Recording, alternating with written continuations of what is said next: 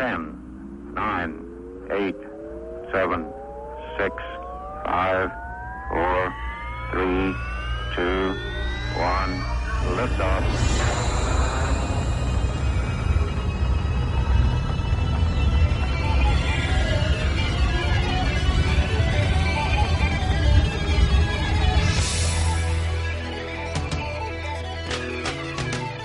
On this 21st day of September.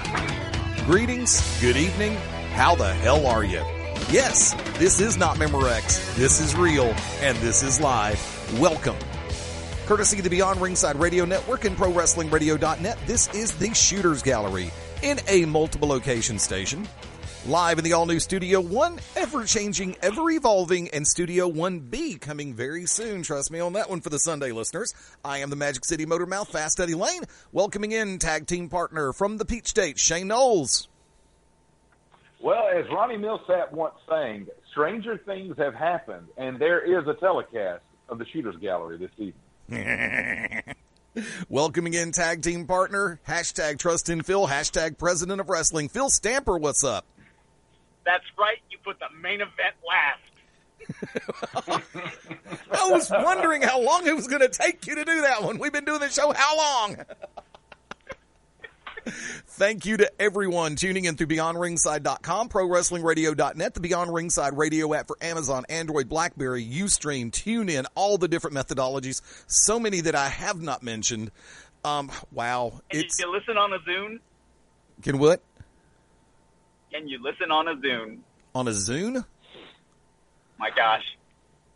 Never mind. They still make those? That outdated technology. I'm with you, Phil. Thank you, Shane. And you can even find a way to pick us up on a Sega Genesis if you're not careful. Yeah, I'm still waiting. Actually, I don't know. You might be able to. If you hook it in properly, you can find us on iTunes. So, it has been a while since we have been in the saddle on a Thursday night, and there's been a lot happen. First off, before we go any further, before we get into pertinent issues, there is one, I'm not going to say gorilla, elephant, blah, blah, blah. There is one thing that still weighs heavily on my mind, just like I know it weighs heavily on the minds of a lot of people. I know I speak for the entire Beyond Ringside family when I make the statement for everybody still trying to rebuild and recover from Harvey and from Irma and everything that's been happening, whether you're in the contiguous 48, whether you're down, whether you're on the various islands that have just taken so much damage. Our hearts are with you. Our thoughts are with you. I can't say who has and has not made some kind of financial contribution or clothing contribution or food contribution in different ways. I've made a small financial and a small food, including about 48 packs or 48 packs of bottled water that I put on a truck myself.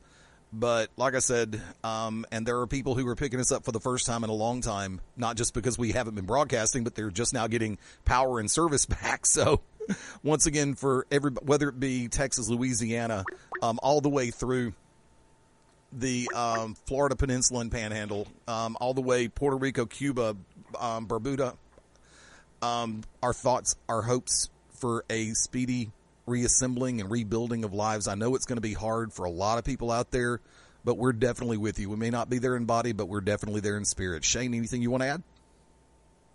Yeah, it's been a rough month for the South and the Southeast in particular for September.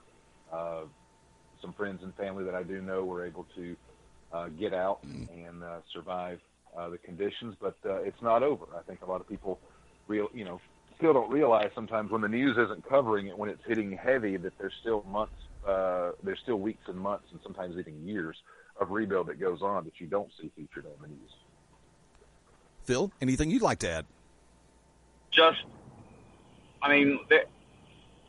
There are reasons why they initiate emergency procedures, and everybody, fortunately, we live in a day and age where there's construction codes that deal with hurricanes as best as they can, and even when it's the best, it isn't 100% successful. I say that because everybody who you hear who stayed talks about it was the dumbest thing they did and they wish they got out. And so I say that just, Listen to when they say that there's an emergency. Listen to what could happen and be prepared. At the very least, just be prepared. And I think, this is going to be a very long road for a lot of people in multiple countries now. And especially impacting, Texas and Florida. There's damage in Georgia and Louisiana, Puerto Rico, the Virgin Islands, all of the other countries that you mentioned. Just it's going to be a very long, painful road to recovery, and it's going to be. We have to keep those people in our thoughts and our minds, and do all that we can.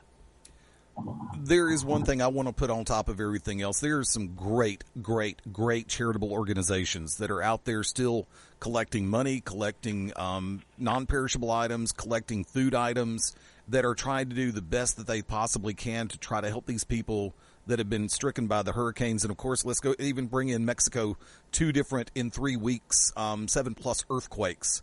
I mean, that's – I hate to say – There's some really poor similes I could use right there. I'm just going to sit back and say, damn, that's incredible that, first off, it happened to begin with. But I always say this. There are some great organizations out there that are trying to help, and then there are some organizations that are trying to pad their own coffers.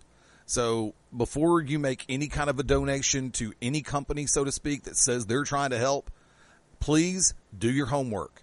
Do your research. Find out how much of what you're contributing and donating actually makes it to where it's supposed to go. So there is no shame in asking questions of a quote-unquote charitable organization.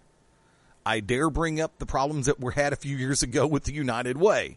I dare bring up things that have been brought up with certain other organizations like the JDF, a company that spends more in propaganda than they do on research. So once again, do your homework, become educated, and then make your contribution, whatever it may be, clothing, food, money, whatever. So I'm going to leave that at that. I'm just going to drop that right there. Sound effect I really wanted to put in place, but I don't have the other computer wired back in yet. Speaking of wired back in, matter of fact, let's go ahead and go around the horn. I've been kind of quiet on the personal appearance front. Of course, everybody knows that I'm at Buffalo Wild Wings in Alabaster every Friday night, 9 p.m. Central Time, hosting Friday Night Karaoke. Shane, I know this past Saturday, Peach State Wrestling Alliance live event. What all happened, brother? Well, we saw Drew Adler was supposed to face Kevin Blue for the number 1 contendership for the Heritage title, now held by Austin Theory. Drew Adler was a no-go. Sal Renaro stepped into place and defeated Kevin Blue. Suffering through a knee injury, but did manage to get through the match. So he will meet Austin Theory for the first time October 7th at Peach State Wrestling Alliance next live event. Jimmy Rave and myself, and boy, if that sounds like an odd tag team, it certainly did to me. Jimmy Rave and myself versus Kyle Matthews and Logan Creed. A good back and forth encounter.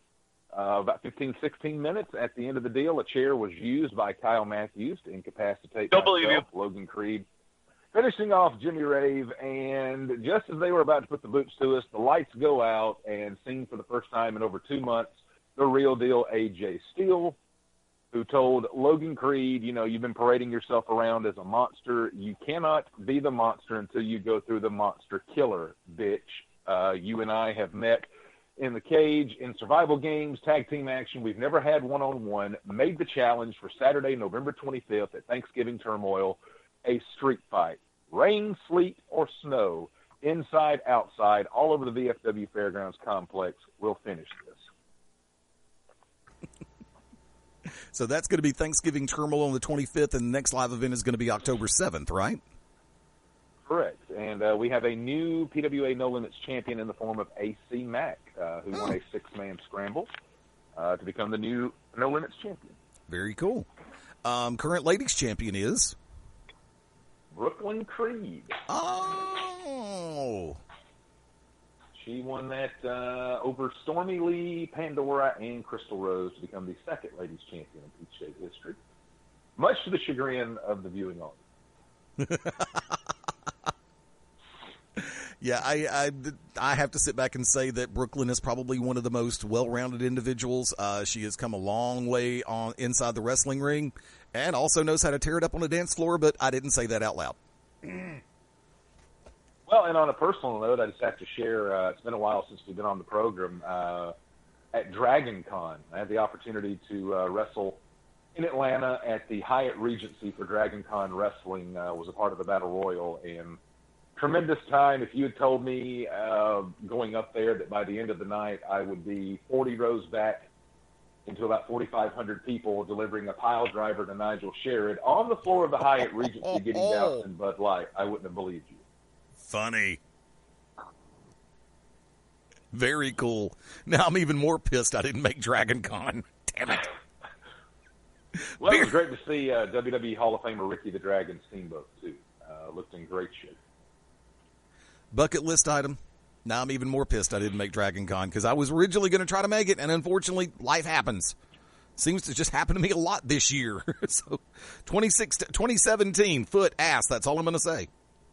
Unfortunately. Well, the crying wrestling fan Dave Wills told me to tell you hello. Ah, okay, cool. Yeah, I think it's almost that time to bring David back on. David is always great company. Yes, it's still real to him, and it's still real to a lot of us, damn it. Leave it alone and let it run right there. Philip, where all of you been hiding at, personal appearance-wise? This past weekend, I became the new general manager of Legacy Wrestling. I was going to say I made my debut on another event, but it was the first event for this particular company. So I debuted at a debut. There you go. For a company called Blind Pig. Wait a minute.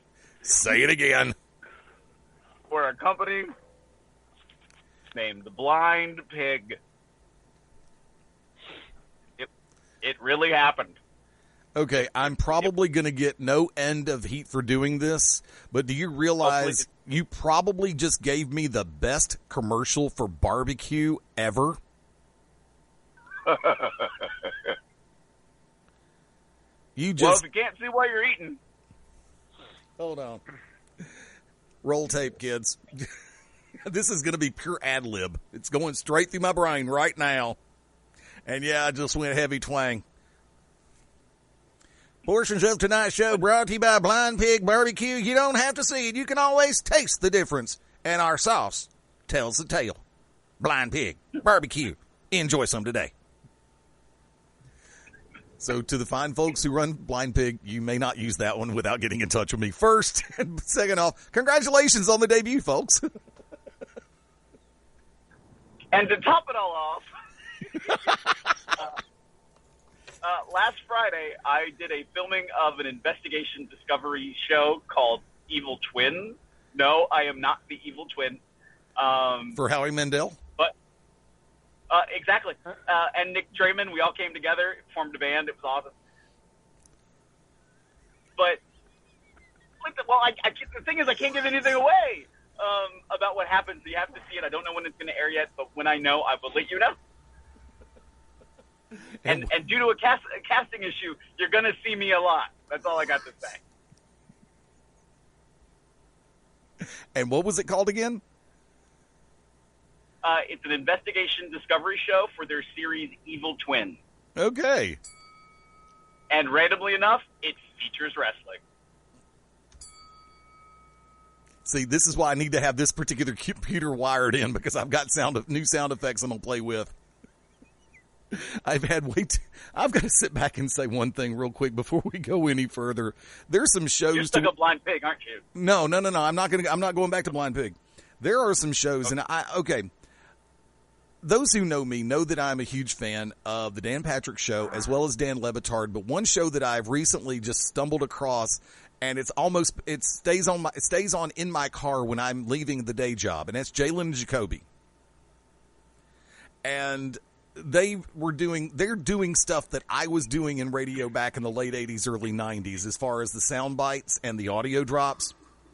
So they have renewed a part of they've rekindled the fire to be creative and innovative and ingenuitive as far as the sound effects that I used to use in radio and some of the other shows. Shane, now you know for certain some of this audio drops that I would use. I would guys, for those who don't know, I used to spend hours slicing up audio to have sound bites ready to go. And it's not just for what goes on during the week. It's just for different things that I would drop in inanely in different locations of the show. So whereas Jalen and Jacoby are using like 8 sound bites total, you are about to see me go back to where it all began. The insanity returns. God, it feels good. Are you going to finally set it up where we can hear the clips you're playing? Yes. Matter of fact, what's it, 17? A little bit too early. Yeah, I know you really can't hear a lot of the stuff that I've got queued up that I really want to play. Kind of like the cash register sound effect that just almost got hit. But I may try. I'm gonna see if I have a spare cable around here and wire it in during the break. Speaking of Le Batard, I was listening to his show this morning, and first off, they're based out of South Beach, so I'm glad to see they were safe and sound coming out of Irma. Ric Flair doing the rounds on media right now. And, of course, Flair is a friend of the Le Batard show. He makes semi-regular appearances on there. And he was giving everybody the full update. And he, in his own words, was telling everybody, and especially the host of the crew of the show, what happened to put him in the hospital and what led up to his medical condition deteriorating so quickly. And what all he has been doing to try to get himself back into a reasonable shape. And he, of course, he was doing the plug for a brand new book, Second Nature. And if you haven't, I have not had a chance to get it yet. I do plan on it. I'm sure it's at all major booksellers. This, in my opinion, would be an interesting read. But Flair brought up something to Le Batard about how his eyes were opened to other things because of the illness, and of course with the book coming out. But he actually kept the book as a second or third thing down the food chain when he was talking about his recovery and what all he's learned, what lessons this has taught him. He brought up the concept of him possibly doing motivational speaking. Now, yeah, I know. Lord. What window, chronologically speaking, can you reach with Ric Flair as a motivational speaker? Motivational speaker. I was trying to say feature and speaker at the same time, and it almost came out Spreaker, but that's the other network we're on later. But I asked this question. Give me, in your opinion, a chronological window that you feel that he could genuinely reach as a speaker. Shane. When you say chronological, define that for me. I mean, are you talking about like as far as outreach, how far he could go with this? Or? No, actually, what I'm thinking about, do you think he'd be effective with kids and preteens, teenagers, young adults, adolescents, 20-something, 30-something, 40-something on? Give me, like I said, I'm just asking for that bracketing. I would say probably, well, looking at WWE's audience, probably college age through early mid-40s, somewhere in that 22 to 45 range. Those who I think would probably have fond memories of him, or at least be cognizant of who he is and what he's meant to the industry, and I think his words would carry heavy to that target audience. Philip. I am being very measured in my response right now. So, I mean, I do think anybody who's been a wrestling fan, I agree with you, probably college age, but I think the age group could go higher. That would have a very big interest in Ric Flair. You know, he's meant a lot to a lot of people and the industry. At the same time, my brain is racking for what he would do as a motivational presentation. You know, reading his book, I think he talks about his beginnings in wrestling. Oddly enough, they kind of glaze over the fact that he was almost as big as Dusty Rhodes and then lost it. So I think there's an interesting story there that he could tell, and about how maybe you could keep pushing and going and moving. Maybe that's the angle, to go in with. And I'm sure a lot of people would want to hear Ric Flair speak. I'm giving the same conceptual commitment to, per se, ages 20 through 45 to 50. You're going to have, and I hate to use this term, but I'm going to switch it up and say, you're going to have true longtime wrestling fans. Notice how I avoid the chronological bracketing there. Who are going to buy tickets to hear Flair speak. Are you trying not to say 20 to death? No, pretty much. I'm trying not to say older. Not that there's a good line in Annie Main where she's singing with her best friend, and the line is, I don't know, somewhere between 40 and death. Okay, we'll go there. And I'm there. I'm okay. Like, I'm very okay with that statement, and I don't really mean it in a bad way. Ric Flair is somebody who has been a mainstay in wrestling since the early mid-'70s. So I don't think there's shame in saying that he has a reach to such a large audience of people. I think that's a very fair statement. So if you're talking the 70s, and, let's say there was a middle-aged fan base then that was into wrestling, so you're talking people who were in their 40s then, yeah. You tack on 50 years. Okay, almost 50 years. My math is off. 40. We knew what you meant. I'm very peculiar about the way, because, okay, old school rule of thumb, never meet your heroes. Now, I have a double-edged sword in play on this one, because when I lived in Atlanta,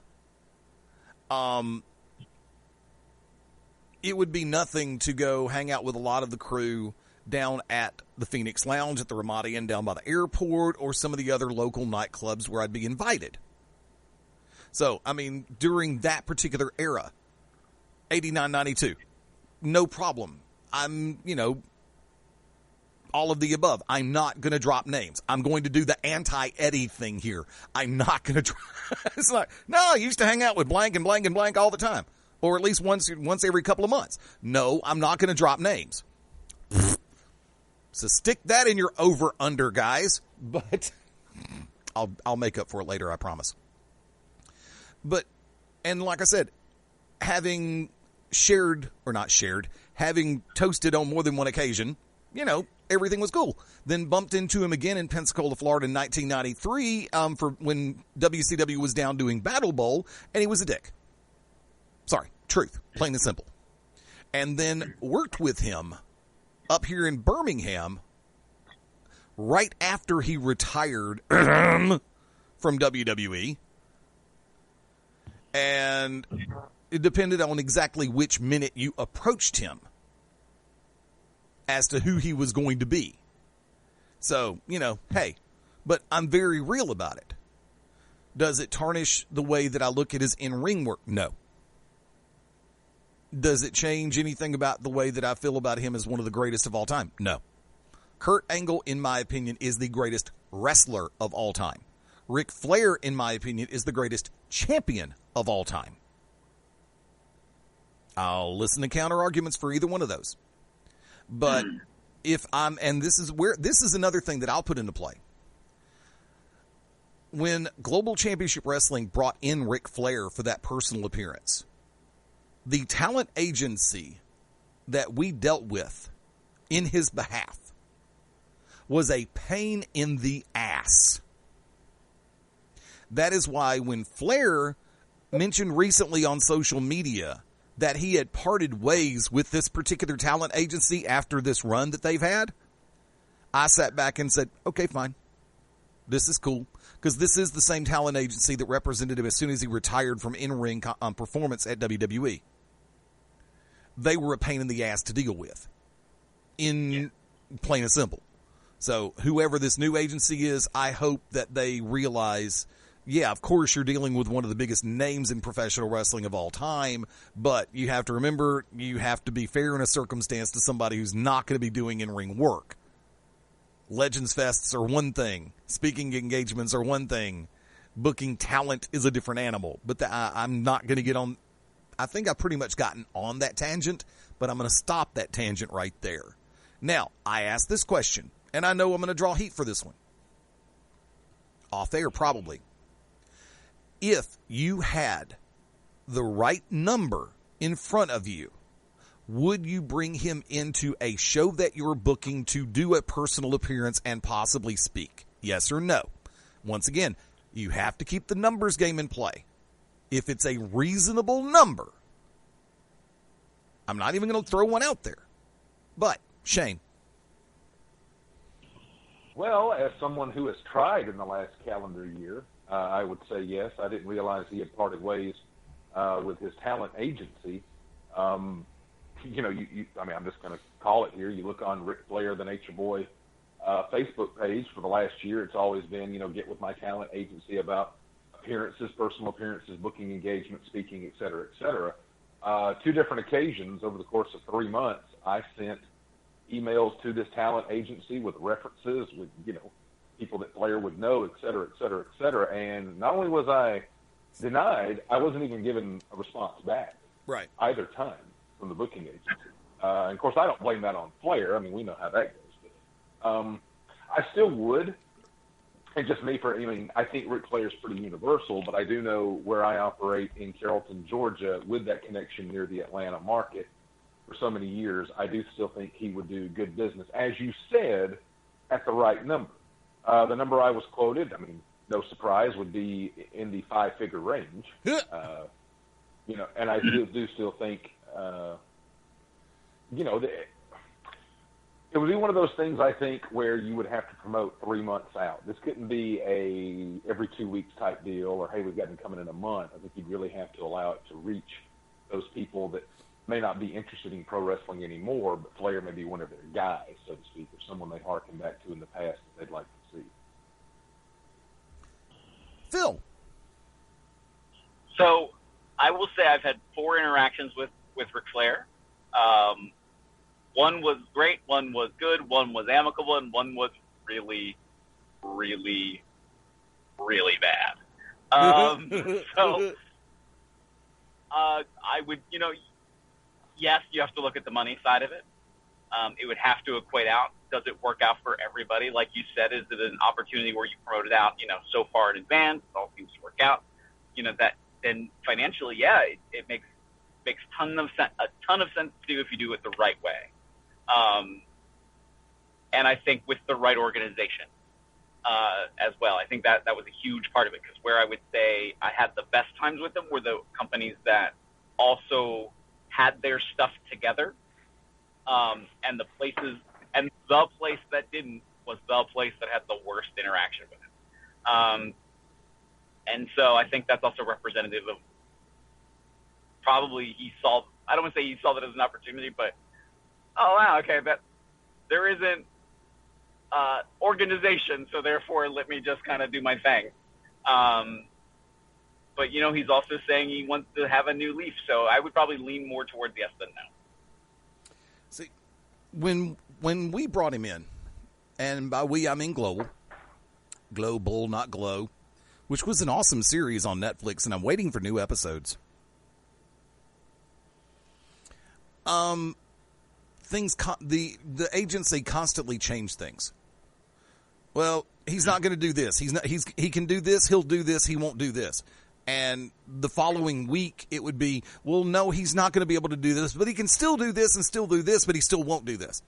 And it's like, can you put him on the phone so we can hear this from his mouth? This is where I don't particularly like certain talent agencies. I mean, there are some circumstances where the things that you're wanting to change are integral parts of the person's character. Do you really know who the hell you're representing at the time? Yeah. And I think that is a constant learning curve. I think, it's funny because I've always made the reference that the day I stop learning lessons in the world of professional wrestling is the day that I am so far removed from it that you can't even get me to pronounce the syllables. And I won't say out of dementia or Alzheimer's. But there's always a learning curve. It doesn't matter if you're in-ring talent, referee, announcer, commentator, booker, promoter, stockholder, bartender, whatever. You're breaking up there a little bit. I think Shane's being passed by somebody. No, I'm at home. Oh, okay. It sounded like a truck just went by somebody. Phil, was that you? I'm still in the car, but there's no truck. I swear it sounded like a truck just went by, and it wasn't here. I'm inside a building. But we'll tell you what. Hang that thought. Let's go ahead and take it. Bottom of the hour break in play. Folks, hang with us. We will be back. This is the Shooters Gallery on the Beyond Ringside Radio Network and ProWrestlingRadio.net. This is Country Jack, Corey Hollis, and you are locked in to Beyond Ringside. When planning your next party or special event, insist on the best. Full Range Entertainment is a professional entertainment company providing a full range of services. From professional disc jockeys and MCs to catering and photography, when the details of your special day must be perfect, call us first. Wedding receptions, corporate parties, school functions, birthday celebrations, and more. We also have Birmingham's largest selection of karaoke tracks available. With over 40 years combined experience, Full Range Entertainment can provide you with the talent and professionalism you need and deserve to make your next event one you'll never forget. For more information on the full range of services we offer, call 533-HITS. That's 533-HITS. Or check us out on our website at fullrangeentertainment.com. Howdy, friends. This is the Magic City Motormouth, Fast Eddie Layne, with your invitation to join yours truly, along with Mark Mabo Bowman and the Oracle of Ominous, the Wicked Nemesis, every Sunday night, 6:30 p.m. Eastern, 3:30 p.m. Pacific, for Beyond Ringside Live. Wrestling, mixed martial arts, sports talk, and a whole lot more. Keep your eyes open on BeyondRingside.com for all of upcoming show information, and of course, catch us on social media as well. Until then, we'll see you this Sunday, 6:30 Eastern, for Beyond Ringside Live on the Beyond Ringside Radio Network. This is Larry Goodman, GWH News and Notes, and you're locked in to Beyond Ringside. This is Super Cop Dick Justice, America's favorite wrestler, American-born hero. And right now, like a stiff bear hug, you are locked into Beyond Ringside. This is Evan Ginsberg, associate producer of the movie The Wrestler, host of Legends Radio and Legends TV, and you're locked into Beyond Ringside.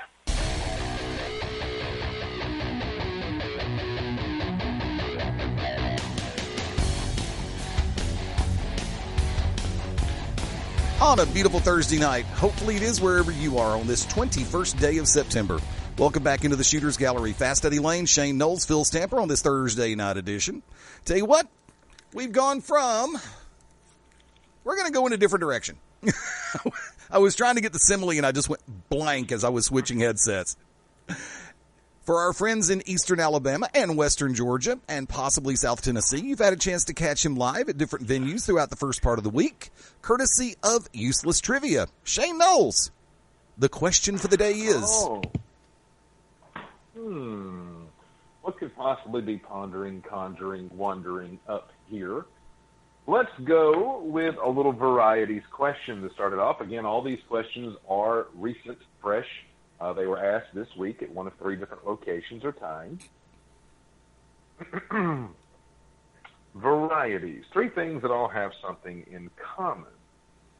Bob Bell, Willard Scott, and Larry Harmon are 3 of the most famous people to portray what character that was on television from 1949 through 2001?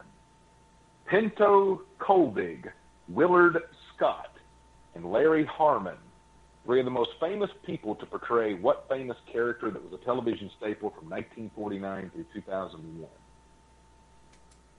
Phil, I'll let you go first. I'm going to mess it up. Because I know, or I think, isn't it a clown? But I'm going to have the name of the clown wrong.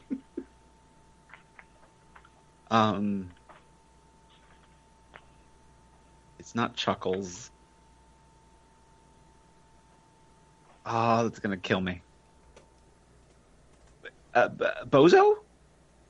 That is correct. Bozo the Clown. I missed it by one because I was going for Clarabelle. Damn.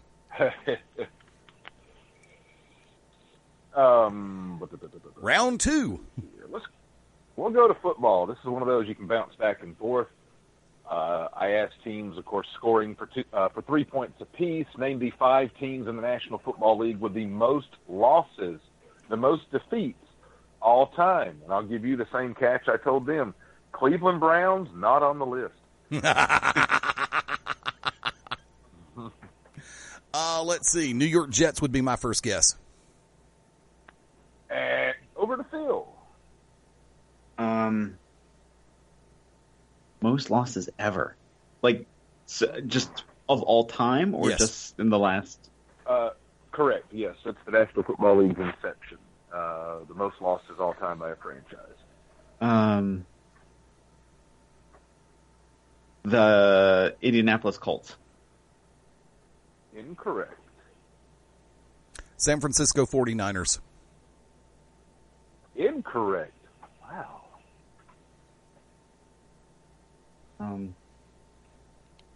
Somebody's going to get on the board here soon. No, you said not that. Oakland Raiders. Incorrect. Buffalo Bills. Wow, we are 0 for 7 to start this one. There's only 25 more teams to work with right now. Right. Jacksonville. Incorrect. I am not going to say the Atlanta Falcons, but I'm going to say the Atlanta Falcons. That would be incorrect if you did say it, but you didn't. Okay, I said it anyway, but I'll take the L. Tennessee Titans. Folks, for those of you listening, my cohorts are 0 for 10 to begin this question. Tampa Bay Buccaneers. Incorrect. Oh, come on. Unfortunately, only came in the league in 1976. They haven't had quite as long of a funk. Yeah, true. New York Jets. I said that first. Oh, you did? Okay, no. You have that other team up there. Yeah, they're a little better, though. That other no, not by much. Come on, steer him towards it, Eddie. Well, okay, I'll say the New York Giants, but I think that's wrong. You would be correct. The New York Giants are 4th most losses all time. See? I was pointing you in the right direction. I got you on the board first.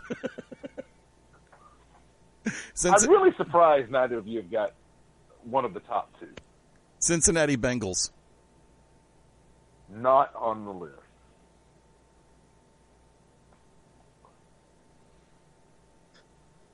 The Baltimore Colts. Incorrect. Now, he did say Indianapolis Colts. Would that not collide? Would that Colts not collide with itself? Correct. Okay. Correct. Okay. Yes, same franchise. God, I'm running out of guesses, but I really don't want to say the San Diego Chargers. Then don't, because that would be incorrect. Okay. Phil? We're halfway through the association. Yeah, I know. We're going to stumble across the other 4 in a minute.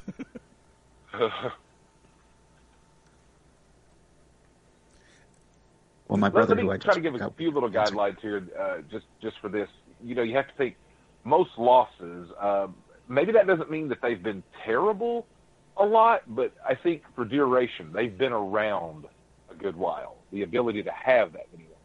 Because, see, I'm reticent to say the New England Patriots due to the fact that they have 5 NFL championships. You would be correct that that's not on there. Phil? The Redskins. Yes, number 5, the Washington Redskins. Number 4, the New York Giants. We are still looking for a top 3 most losses all time in NFL history. New Orleans And Saints. I will give you some catches here. None of the top 3 have ever won a Super Bowl. Okay, that rules out the Saints then. Thanks for playing. And I know the LA Rams have won a Super Bowl. Chicago Bears have won a Super Bowl. Dallas Cowboys, Pittsburgh Steelers. Houston Texans, Houston Oilers. Incorrect. Son of a buzzard.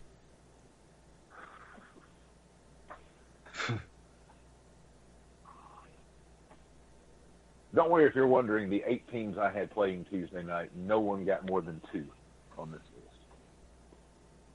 list. Oh, wait. I think I'm still owed one because Phil went twice. I'm going to take the Seattle Seahawks. Incorrect. FML.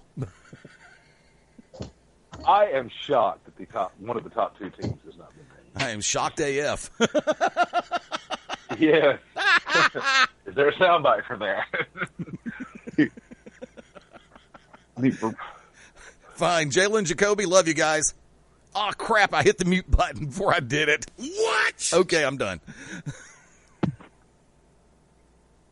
See, I give credit where credit is due on certain things. Philip?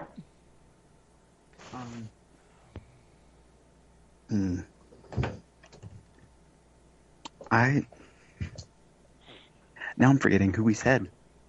But see, I'm running through all the teams that have won Super Bowls, and it's like, okay, that eliminates pretty much 8 out of the other teams that I was going to say.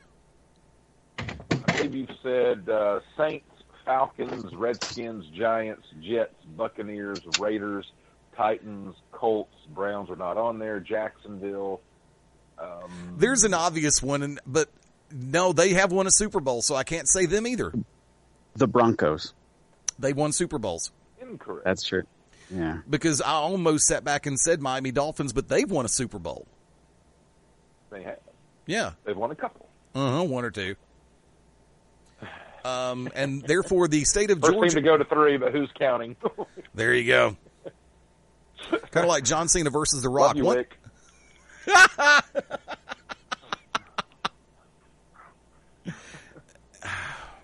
God. And we've covered California. Were the Rams? No, the Rams have won a Super Bowl, so they would be out. Mm-hmm. Okay, I'm tossing in the towel. I give. Anyone else? Phil? I'm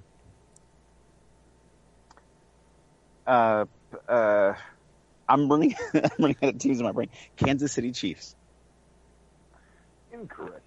Because, see, I can't say Carolina Panthers because they were an expansion team. They haven't been around that long. Okay, go for it. What's the answer? Number 3, the Philadelphia Eagles. I hate you. Number 2, the Detroit Lions. Matthew Stafford can suck it. And the team with the most losses in NFL history, the Arizona Cardinals. Oh, crap. How many people just looked at their speakers and went, oh, shoot. Yeah, right. Go for it. Next question. Let's go for the hat trick. Oh, let's see here. We've done the NFL list bonus. We've done the varieties on Bozo the Clown. Let's see. This is off the top of my head. I don't have anything in front of me, so I apologize for the delay.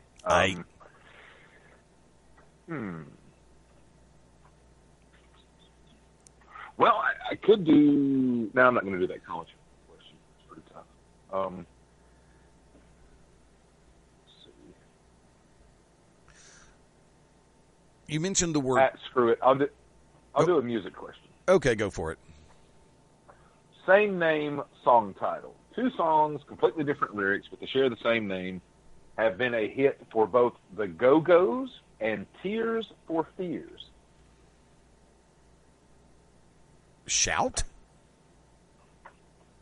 Incorrect. Was it a one-word title or was it a title? Just a title. Oh, okay. Different lyrics. Phil?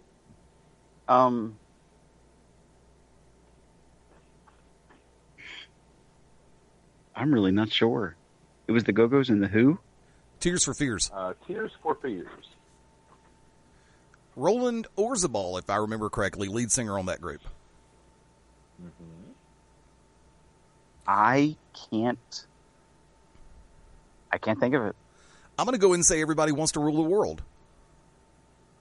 Incorrect.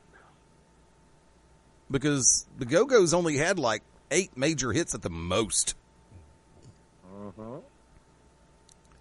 And I know it's not Our Lips Are Sealed. Or is it? It is not. Oh, well, okay, that sucked anyway. Head over heels? Correct. Okay, I'm going to totally admit I had to cheat on this one. Oh, no, you didn't. You would be disqualified from useless trivia, Mr. Stanford. I 100% had to cheat. See, but I'm a horrible cheater because I admit it. That means Phil Stamper is coming down to right outside of Chattanooga on Saturday, November the 18th, and he's buying us 2 hot dogs and a Coke each. Oh, in other words, our regular pay. Nothing changes. Well, your regular pay, because, I'm a star.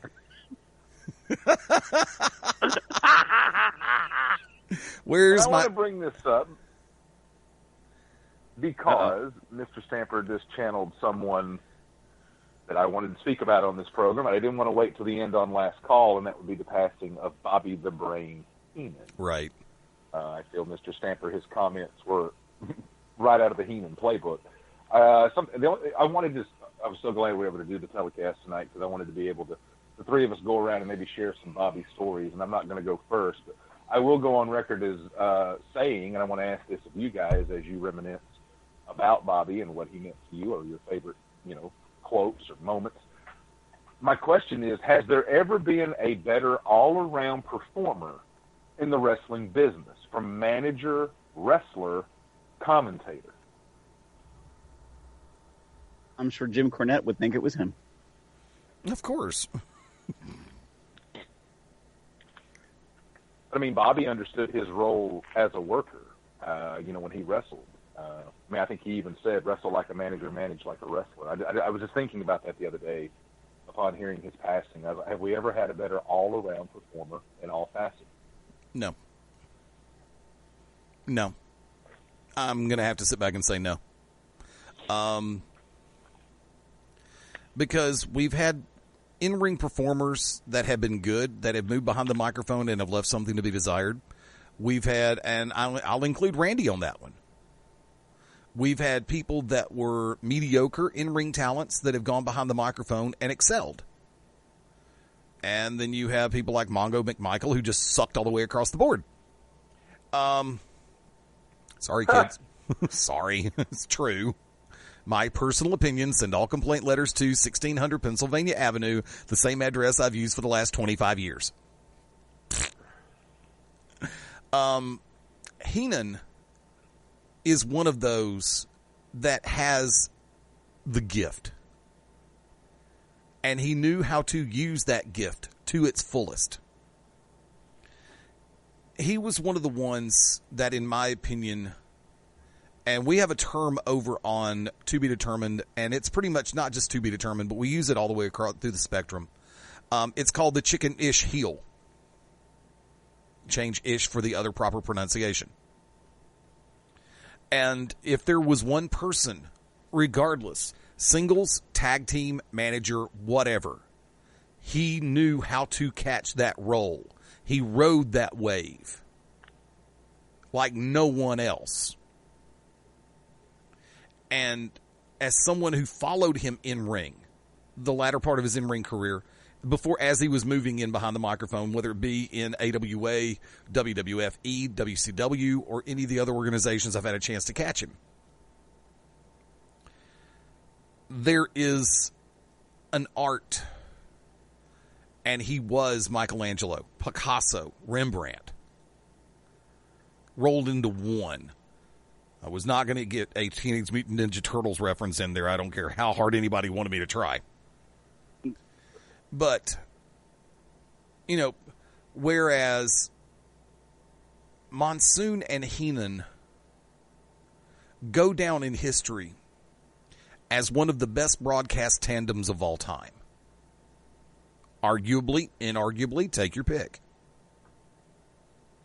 I'm sure Uncle Vince would like to think that he and Jesse were the greatest of all time. No. Heenan brought something that I like to call an arrogant humility to the microphone. He wasn't afraid to take the risk. He wasn't afraid to be the heel.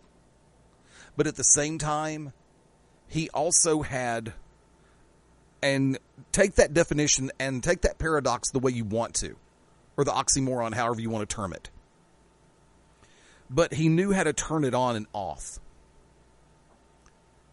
And in my book, he didn't just get your attention. He didn't just hold your attention. When Bobby Heenan was on par at being himself and his character, he just captivated you.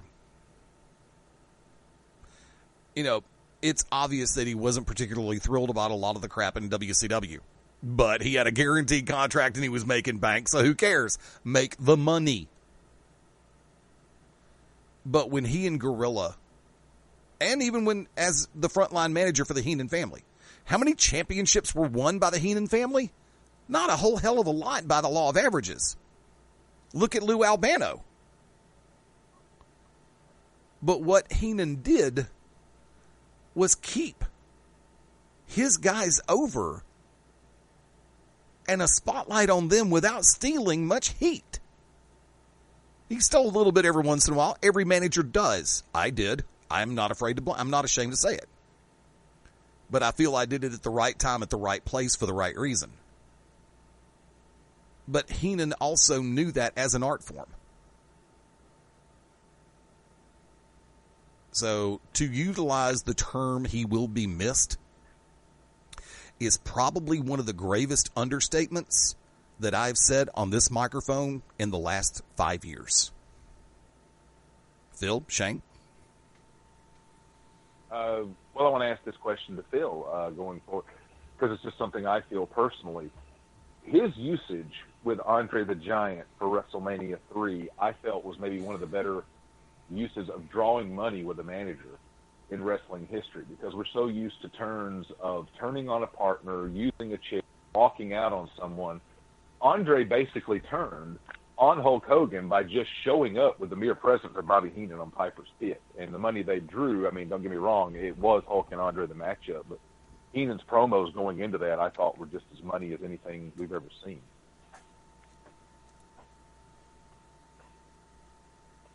I mean, he was Bobby Heenan. Like, I don't even know what to say. Like, he was the one that was the story. And he carried the story for everybody who watched from the mid 80s to 2000. At least, he was on commentary. He was a manager. He's the one. For me as a kid, the day wrestling changed was the day he brought the WCW World Heavyweight Championship with him and said, "Guess what? Ric Flair's coming." To me, that is the day that changed professional wrestling. Interestingly enough, I think that's actually what started the lead to the aggression era. Because it was about change, and it was about pushing the envelope and about doing something different for everybody. And he was the one who introduced us to that. He was the one who made that parade. So by the time Ric Flair came, we were all hyped up about it, and then we got to see Ric Flair, and it was because of Bobby Heenan. That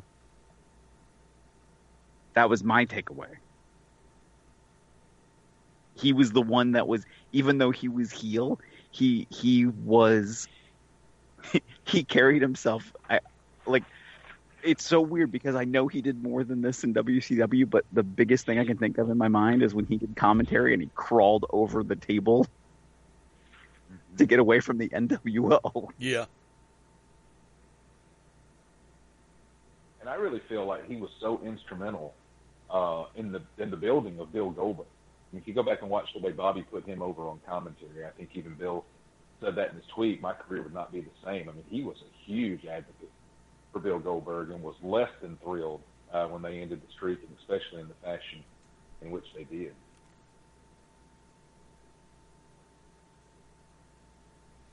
Well, there are some things that every company does. Some things are little, some things are big. I know of a company that had the Unstoppable Juggernaut on a 3-year tear, technically, and had him go under to a hot shot on the card who he'd never faced before, and did it clean. Would never do anything like that. If you have the opportunity and you've got one of your biggest draws going up against a traveling star, you do your damnedest to take that son of a gun Broadway and build a story out of it. Because with the following this one guy had, and then for everybody who saw what happened on that fateful night, everybody's like, oh, God. I'll tell you that story off air. A lot of my friends in and around this area know what I'm talking about. Plain and simple. Now, another thing that I'll take away from Heenan is the fact that verbally and or physically, he would do anything and everything necessary in order to sell the moment. Bobby Heenan took some ungodly bumps. I mean, that bump he would take over the top rope when being chased by Hogan or Matilda with the Bulldogs. I mean, there were wrestlers who didn't take that bump. Oh, God, no. Ultimate Warrior just casually throwing him over the top rope. Oh, the weasel suit match. The weasel suit match. I mean, the way he would stare at the paws and the tail, and after coming to from being put out, subdued with a sleeper hold.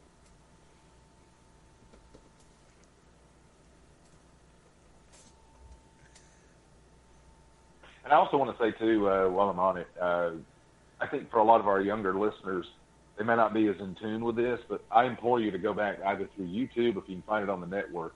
Watch him with Nick Bockwinkel in the AWA. I mean, that was dynamite pairing. I mean, Bockwinkel was such an eloquent speaker. He didn't need a mouthpiece.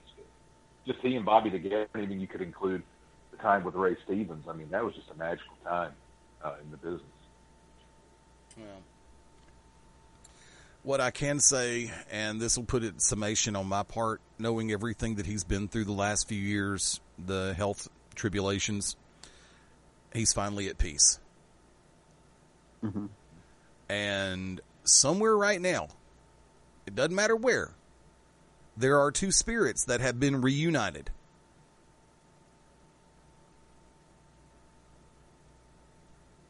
And that's the easy way that I can say it. Phil, closing comment? Just, I think he left a tremendous legacy that I don't know if anybody will ever be able to duplicate. Shane?